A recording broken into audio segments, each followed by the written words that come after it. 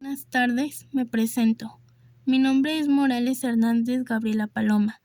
Soy del grupo 501. Estoy en el Colegio de Bachilleres Plantel 10 Aeropuerto. Hoy les hablaré acerca de mi proyecto de física. Comencemos. A continuación, presentaré todos los temas a exponer. El primer tema, leyes de Greenford. Las leyes de Greenford son dos igualdades que se basan en la conservación de la energía y la carga en los circuitos eléctricos. Fueron descritas por primera vez en 1846 por Gustav Greenford. Son ampliamente usadas en ingeniería eléctrica e ingeniería electrónica. Ambas leyes de circuito pueden derivarse directamente de las ecuaciones de Maxwell, pero Greenford precedió a Maxwell y gracias a Georg Ohm su trabajo fue generalizado. Estas leyes son utilizadas para hallar corrientes y tensiones en cualquier punto de un circuito eléctrico.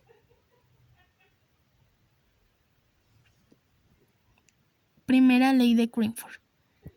Es conocida también como ley de las corrientes o regla de los nodos.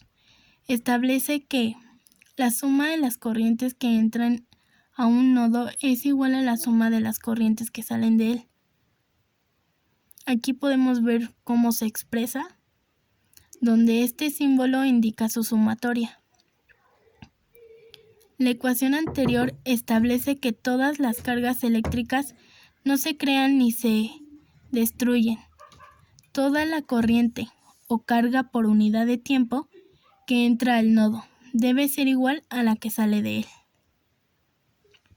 Aquí tenemos dos ejemplos de lo que son las primeras leyes de Greenford. La segunda ley de Greenford, la ley de los voltajes, ley de las tensiones o ley de las mallas. En cualquier caso establece que la suma algebraica de las caídas de tensión a lo largo de una malla es igual a 0. Esta es una forma de aplicar la conservación de la energía en el circuito, ya que el voltaje en cada elemento es el cambio de energía por unidad de carga.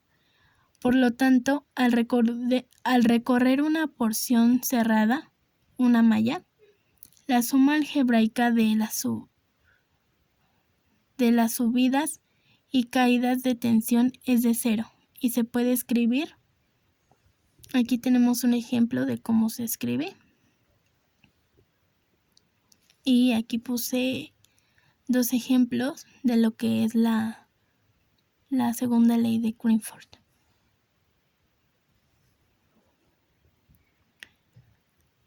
Como segundo tema tenemos el diodo LED.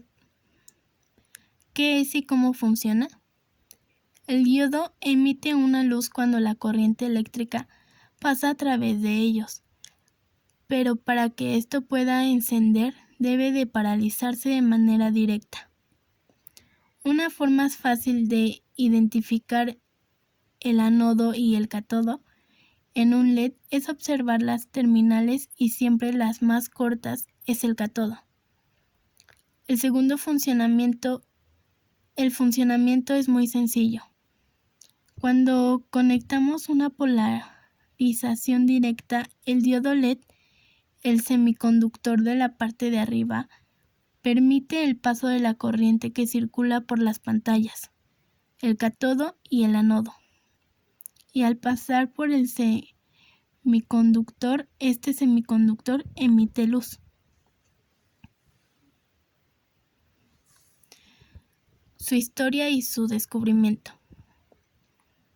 El fenómeno de la electroluminiscencia fue descubierto en 1907 por el experimentador británico Henry Joseph Roth de los laboratorios Marconi, usando un cristal de carburo de silicio y una detector de bigotes de gato. El inventor soviético Oleg Losev informó de la construcción del primer LED en 1927.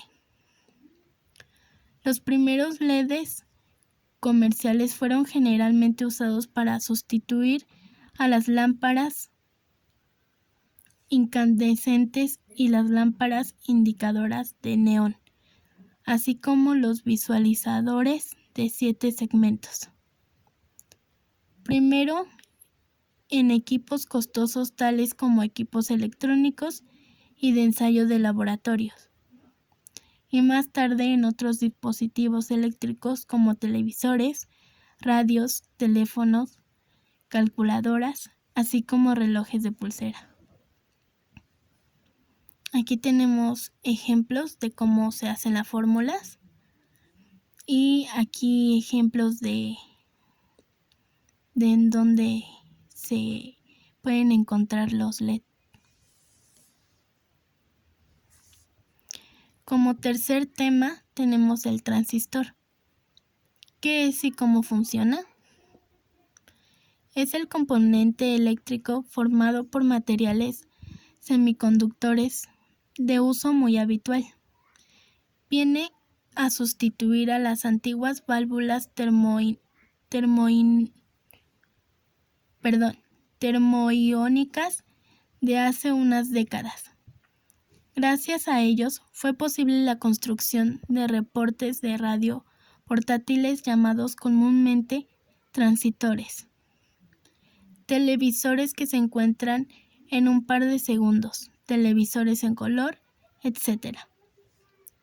Antes de aparecer los transistores, los aparatos a válvulas tenían que trabajar con tensiones bastante altas. Este cuenta con dos funciones. La primera, deja pasar o cortar señales eléctricas a partir de una pequeña señal de mando. Funciona como interruptor. Si no le llega corriente a la base, es como si hubiera un interruptor abierto entre el colector y el emisor. No pasa corriente entre ellos y si le llega corriente a la base, entonces como si hubiera un interruptor cerrado entre el colector y el emisor, ya que circula corriente entre ellos. Como segunda función, un elemento aplicado de señales. Le llega una señal pequeña, de pequeña intensidad, a la base que se convierte en una más grande entre colector y el receptor, que podríamos llamar de salida. Esta función es con la que trabajará como un componente de electrónica analógica. Varios valores distintos pueden tomar de entrada y de salida. Historia y descubrimiento.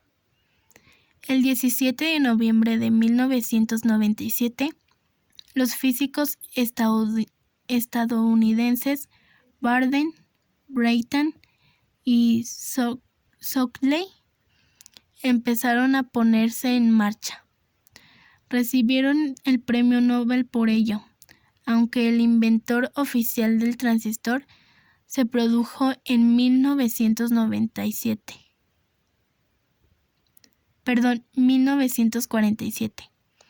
Tuvo varios antecedentes. Fue el sustituto de la válvula termoiónica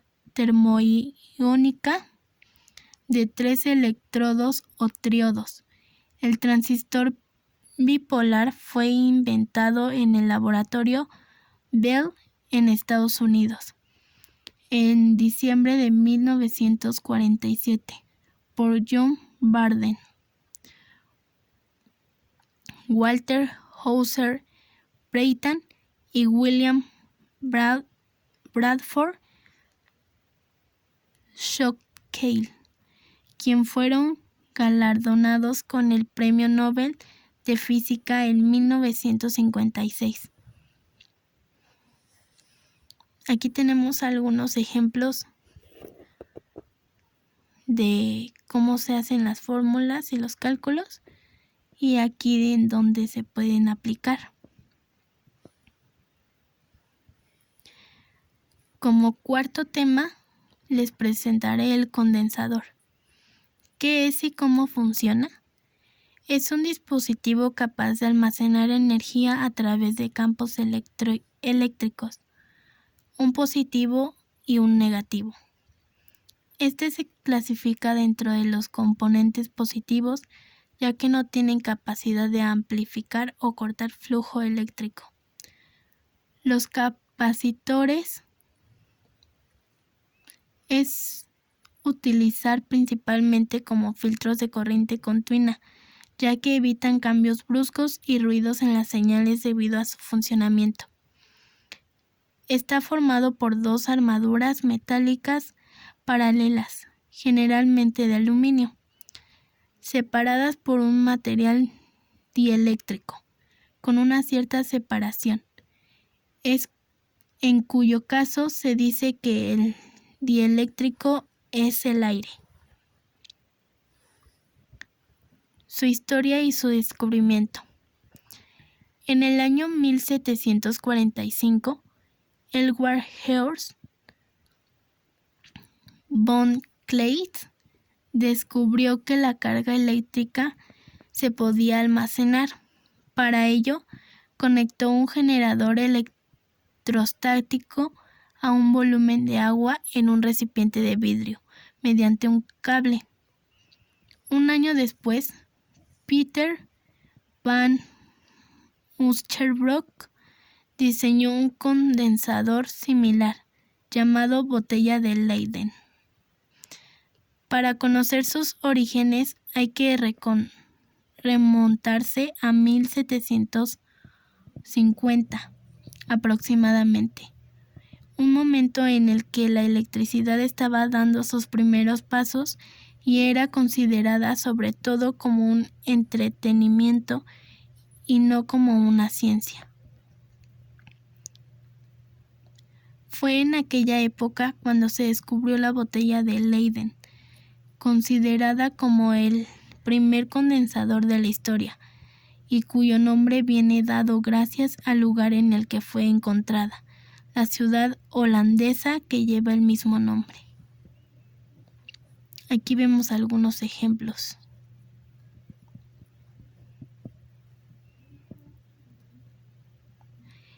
Para el siguiente tema es circuitos integrados. ¿Qué es y cómo funciona? También conocido como chip o microchip.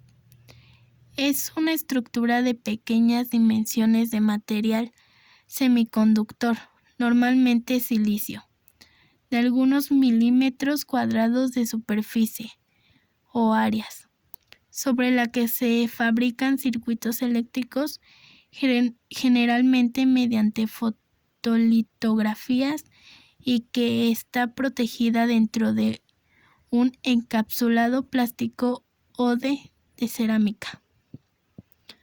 La función de un circuito integrado es simplificar una función eléctrica. El mismo nombre nos lo dice, circuito integrado. Todo un circuito eléctrico dentro de uno, resistencia, transistores, etc.